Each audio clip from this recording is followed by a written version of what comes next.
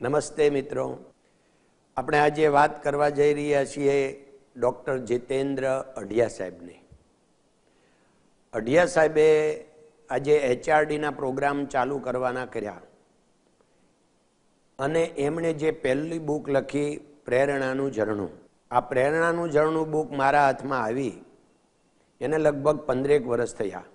તો વાંચ્યા પછી મને એટલું અઢિયા સાહેબને મળવાની તાલાવેલી જાગી અને યોગાનો યોગ અઢિયા સાહેબ સુરતમાં આવ્યા અને અમે એમને અમારે ત્યાં આમંત્રણ આપીને કંપનીમાં બોલાવ્યા અને સૌથી પહેલો પ્રોગ્રામ અમે અમારી કંપનીમાં ઓલ પાર્ટનર અને એક્ઝિક્યુટિવ સ્ટાફનો કરાવ્યો.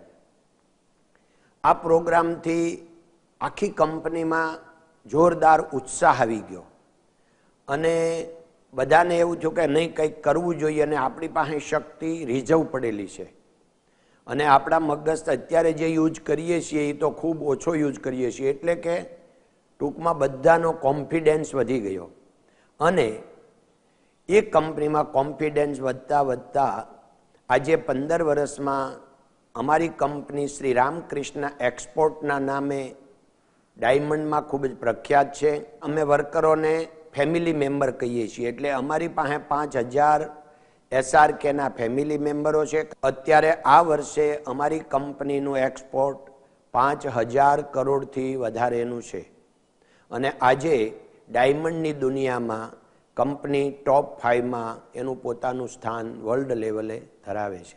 ડૉક્ટર જીતેન્દ્ર અઢિયા સાહેબનો અમે જે પ્રોગ્રામ કર્યા એનાથી તો લાભ થયો, પણ એ મળવા જેવા માણસ.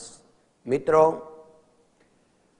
અઢિયા સાહેબ માટે એમની જે શક્તિ છે, સમજાવવાની રીત છે એ તો છે, એ સિવાય મળવા જેવા માણસ છે. એટલે એને મળેથી આપણે પોઝિટિવિટી આપણા મનમાં આવી જાય, નેગેટિવિટી બિલકુલ નીકળી જાય.